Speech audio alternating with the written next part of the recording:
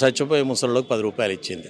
దానికన్నా ఎక్కువ చేస్తామని హామీ ఇచ్చినటువంటి కాంగ్రెస్ ప్రభుత్వం కేసీఆర్ 2 సంవత్సరాలు అవకాశం ఇస్తానన్నాడు, అవకాశం ఇచ్చాడు. ఇప్పుడు అంటే మీరు ఇదంతా కండక్ట్ చేస్తారు అన్న, నిజంగా ఉపయోగం ఉందంటారా జనాలకు? పార్టీ పనే ప్రజలకు ఉపయోగపడి చేయటం, ప్రజలకు ఏది ఉపయోగపడుతుందో దాని మీదనే మాట్లాడటం బీఆర్ఎస్కు ఉన్నటువంటి పని. ఈ ప్రజానీకానికి తెలంగాణ రాష్ట్రం అవసరం కాబట్టి తెలంగాణ కోసం పోరాటం చేసింది.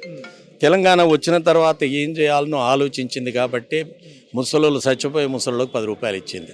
ఆనాడు ఇచ్చినటువంటి హామీలన్నీ కూడా తెలంగాణ రాష్ట్ర ప్రభుత్వం, గతంలో ఉన్న ప్రభుత్వం అమలు చేసింది. దానికన్నా ఎక్కువ చేస్తామని హామీ ఇచ్చినటువంటి కాంగ్రెస్ ప్రభుత్వం ఎందుకు చేయలేకపోయింది? కారణం ఏంటో వాళ్ళు సరే మేము బడ్జెట్లో అంచనాలు కరెక్ట్ అందలేదు, మాకు పొరపాటు అయిపోయిందని ఓపెన్గానే చెప్పారు.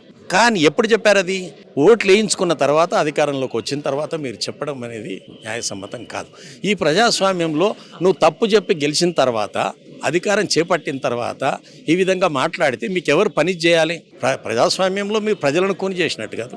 కాబట్టి అంటే ఇప్పుడు ఏదో విధంగా వాళ్ళని పని చేయడానికే ఈ మీటింగ్ 100% ఖచ్చితంగా ప్రజల అభిప్రాయం మేరకు రేపు జరిగినటువంటి విషయాన్ని ప్రజలకు చెప్పాల్సినటువంటి అవసరం ఉంది. ఎందుకు మోసం చేశారు వాళ్ళు? అధికారం కోసం చేశారు. సో అయితే ఈ మోసాన్ని ఎన్ని రోజులు భరిస్తాం మనం? సాగునీరు ఎక్కడ పోతుంది? మనం ఆమె తీసుకున్నటువంటి సాగునీరు ఇలా తగ్గడానికి గల కారణం ఏంటి? ఎవరి అనుబంధంతో, ఎవరి ప్రేమతోటి తగ్గింది? ఎక్కడ పోతుంది? గతంలో నీళ్ళని కూడా ఆంధ్రకు పోయి తడుపుతున్నాయి, పంటలను తడుపుతున్నాయి అని చెప్పే కదా మనం ఆందోళన చేసింది. ఈరోజు మనకు ప్రభుత్వం సెంట్రల్ వాటర్ కమిషన్ ఇచ్చినటువంటి హామీ మేరకు రావాల్సిన నీరు ఈరోజు తగ్గుతోంది. ఎందుకు? అసెంబ్లీలో కూడా నేను చర్చకైనా సిద్ధం, దమ్ముంటే రమ్మనండి కేసీఆర్ రేవంత్ రెడ్డి గారు ఓపెన్ గా చెప్తారు. వాళ్ళు చెప్తారు, వీళ్ళు చెప్తారు. అసెంబ్లీలో పోయిన తర్వాత అసెంబ్లీలో మాట్లాడింది అందరం చూసినాం. నలుగురు ఎవరికి మెజారిటీ ఎమ్మెల్యేలు ఉంటే వాళ్ళు గోల చేయటం, అలా మాట్లాడిపోవటం ఇదంతా జరిగే విషయమే.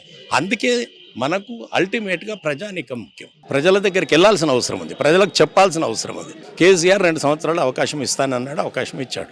ఇంకా కూడా మనం అక్కడనే ఉండి అక్కడి నుంచే మాట్లాడతామంటే కుదరదని అందరి నాయకత్వం భావించింది. కాబట్టి ఈరోజు ఓపెన్గా వస్తున్నాడు. రేపు ఏం జరుగుతుంది, ఆయన ఏం దిశానిర్దేశం చేస్తాడనేది చూద్దాం.